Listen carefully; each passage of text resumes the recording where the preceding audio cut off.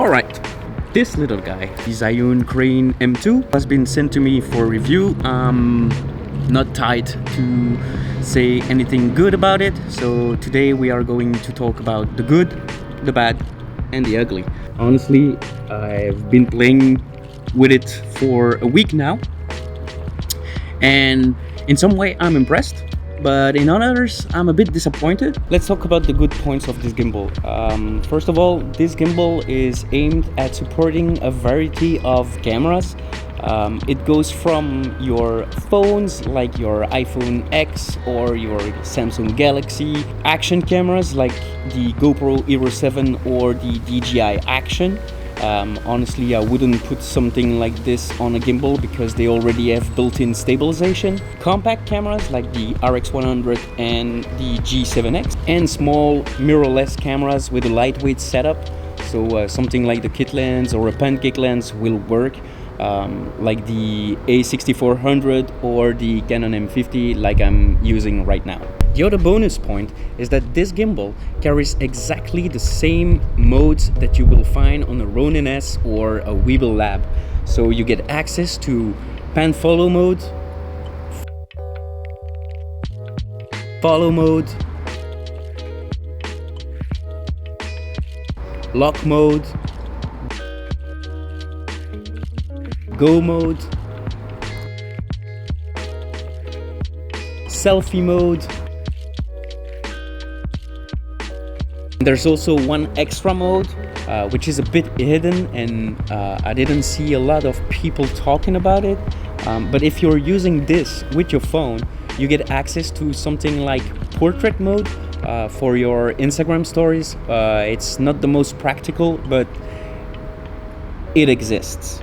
So why not use it? So another good point of this gimbal is that it's pretty compact, lightweight, and that you can carry it everywhere you want. Especially with the lock mechanism. You have a little knob here, just above the trigger, that will lock all axes. So if you're done shooting, just simply unscrew the roll axis, you lift it up, you align all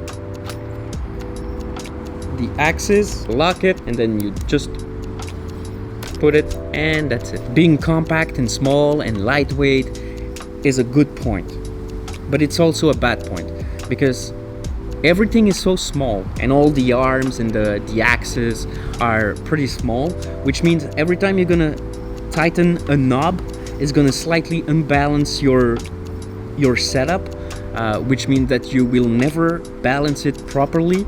So if you're using this gimbal with a phone or an action camera, don't worry, it's gonna work perfectly and it's gonna balance perfectly. But with small DSLRs like the A6400 or Canon M50, you're gonna struggle.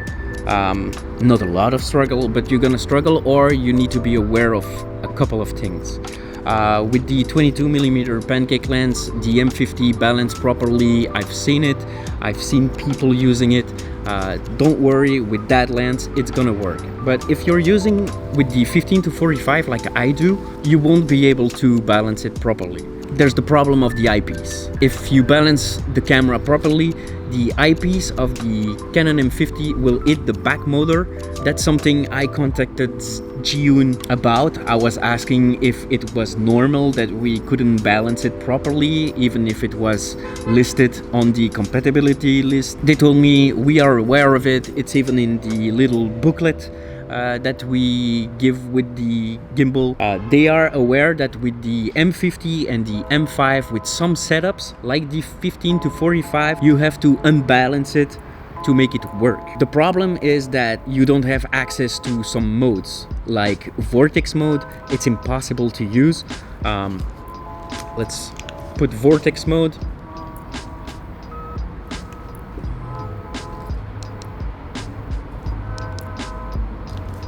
Vortex mode, okay, you can go, but if you start turning, see, it blocks. So the problem is the payload. Everybody is looking at the payload on paper, which is 720 grams, by the way.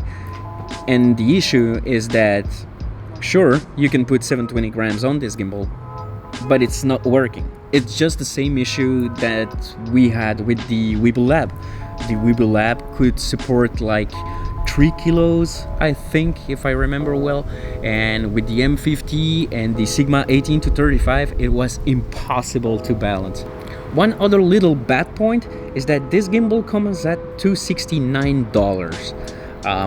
It's not super expensive, but if you know that the payload is kind of a lie and that your small DSLR won't work properly on it, for a couple $100 more, you can have this.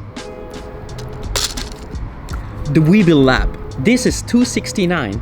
This is $369, and it supports 3 kilograms. This 720 grams. Honestly, I would save $100 and buy this one. And now, the ugly. The Zhiyun Crane M2 can connect to your phone to control the gimbal. And when you're using it with the phone, it's fantastic. You have active track, you can change, you can even use the little zoom button here on the side. You have access to start record. It's an amazing user experience. But when you're using it with the Canon M50, it's a total different experience.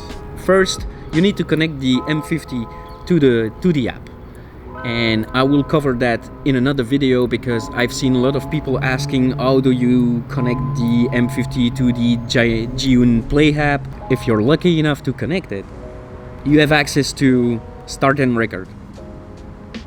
No aperture changing, no shutter speed changing, no focus changing, nothing.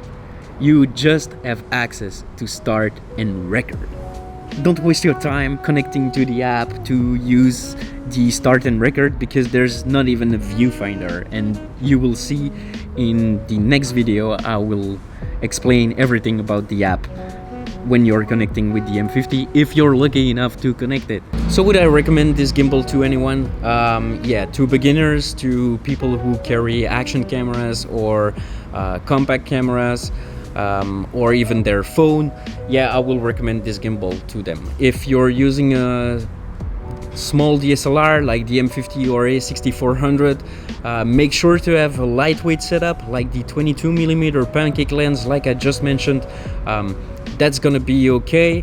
But if you're aiming to use it with other lenses, or even want to have a heavier setup, maybe go for the Weebill Lab. It's only $100 more.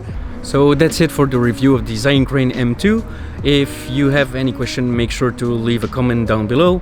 I'll try to answer any of your questions. If you enjoyed this video, make sure to hit the thumbs up, and if you are new to the channel, make sure to subscribe. I will come with more videos in the coming days, and until then, I'll see you the next time. See ya.